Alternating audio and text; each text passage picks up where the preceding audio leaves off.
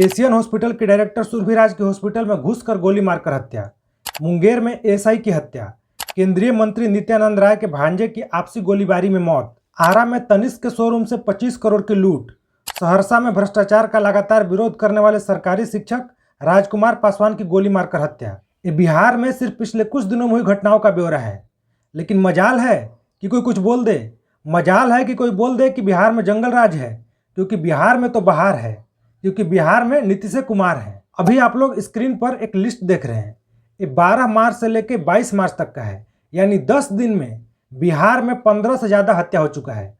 अगर मैं पढ़ दूँ आपके लिए, 22 मार्च पटना हॉस्पिटल में डायरेक्टर की हत्या, 21 मार्च सिवान में व्यवसायी की हत्या, मुजफ्फरपुर में प्रॉपर्टी डीलर की हत्या, सुपौल में हत्या, किशनगंज में युवक की हत्या, औरंगाबाद में युवक की हत्या, वैशाली में एनआरआई की हत्या, 20 मार्च को केंद्रीय मंत्री के परिवार में हत्या, 18 मार्च नालंदा में करोड़पति युवक की हत्या, मुजफ्फरपुर में युवक की हत्या, 16 मार्च आरा में 1 लीटर दूध के लिए डबल मर्डर, पूर्णिया में पत्नी ने पति की हत्या की। चलिए मान लेते हैं कि इसमें सरकार का कोई रोल नहीं है। 12 तारीख मुंगेर में एएसआई की हत्या, 14 तारीख अररिया में एएसआई की हत्या। बिहार में कोई भी सुरक्षित नहीं है, चाहे सरकारी कर्मचारी हों, शिक्षक हों, डॉक्टर हों, एएसआई हों, पुलिस वाले हों, व्यवसायी हों, एनआरआई हों, कोई भी बिहार में सुरक्षित नहीं है। कोई भी दावे के साथ नहीं कह सकता है कि बिहार में वो सुरक्षित है और कितना दिन तक सुरक्षित है। नेता प्रतिपक्ष और आरजेडी के नेता तेजस्वी यादव ने भी इस पर सवाल उठाया है। तेजस्वी यादव ने सोशल मीडिया के माध्यम से भी एक लिस्ट पोस्ट किया। उन्होंने बोला कि बिहार में जो लोग जंगल राज का हमारे ऊपर आरोप लगाते हैं, उनके राज्य में अभी क्या हो रहा है। उन्होंने सीधा सीधा नरेंद्र मोदी से सवाल पूछा।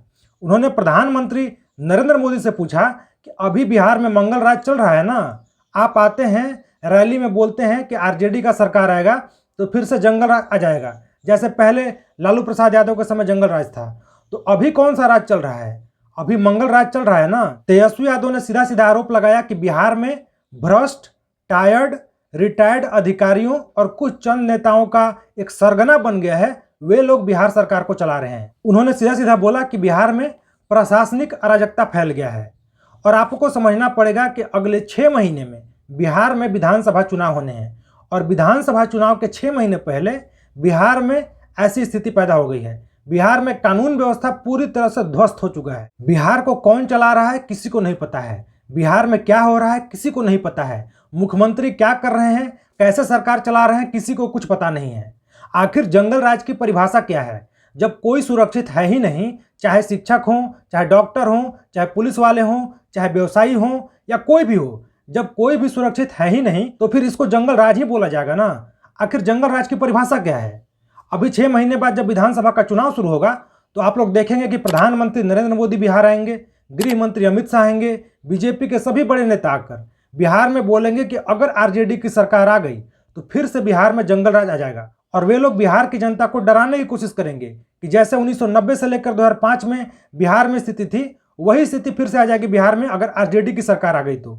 लेकिन अभी जो हो रहा है, उनके राज्य में जो हो रहा है, नीतीश कुमार की सरकार में, एनडीए की सरकार में, जिसमें बीजेपी भी सबसे बड़ी पार्टी है, उनके राज्य में जब ये स्थिति है तो उसके लिए कौन जवाब देगा? उसके लिए जिम्मेवार कौन है? उसकी जवाबदेही किसकी है? किसी की जवाबदेही नहीं है। बस अभी देखिएगा 6 महीने बाद चुनाव में बीजेपी के नेता, जेडीयू के नेता, सभी लोग बिहार की जनता को डराएंगे कि आरजेडी को वोट मत कीजिए, तेजस्वी यादव को वोट मत कीजिए, नहीं तो फिर से लालू यादव के समय वाला जंगल राज आ जाएगा। लेकिन अभी जो हो रहा है उसका कोई भी कहीं जिक्र नहीं मिलेगा आपको देखने को। चलिए मान लेते हैं कि 1990 से लेकर 2005 तक 15 साल में लालू प्रसाद यादव और राबड़ी देवी के शासनकाल में जो कुछ भी हुआ बिहार में गलत हुआ, उसको कोई भी सही नहीं बोलेगा। लेकिन उसका डर दिखाकर कितना चुनाव जीतेंगे?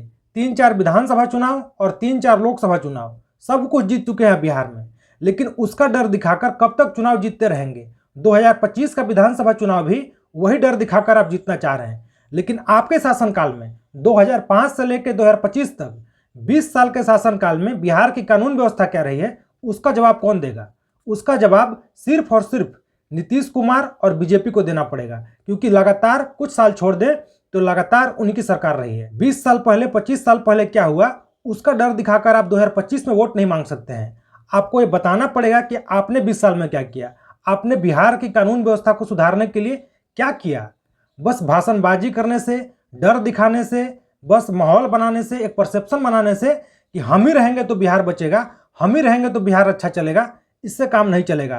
कुछ ठोस जवाब देना पड़ेगा, जमीन पर कुछ ठोस कार्रवाई करके दिखाना पड़ेगा। और चुनाव के समय जनता सब कुछ भूल जाएगी। मैंने यहाँ पर अभी जो भी लिस्ट बताया घटना का, जनता सब कुछ भूल चुकी होगी जब बिहार विधानसभा चुनाव के लिए वोट डाला जा रहा होगा। लेकिन आपको समझना पड़ेगा कि नेता आपके पास वोट मांगने हैं तो आप उनसे पूछिए कि ये सब जब घटना हो रहा था तो आप कहाँ थे और ये सब घटना क्यों हो रहा था। जब आपके शासनकाल में भी यही होना है तो फिर हम आपको वोट क्यों दें। नेता से सवाल कीजिए, कम से कम अगर 5 साल लगातार सवाल नहीं पूछ पाते हैं तो कम से कम 5 साल में एक बार जब चुनाव का समय होता है तब उनसे सवाल जरूर पूछिए। बिहार में दिन ब दिन जो ये लगातार घटना हो रहा है, इसके ऊपर आप लोग क्या कहना चाहते हैं, आप लोगों की क्या राय है, कमेंट करके जरूर बताइए। वीडियो अच्छा लगा तो वीडियो को लाइक और शेयर कीजिए। चैनल पर नए हैं तो चैनल को सब्सक्राइब जरूर कीजिए। धन्यवाद।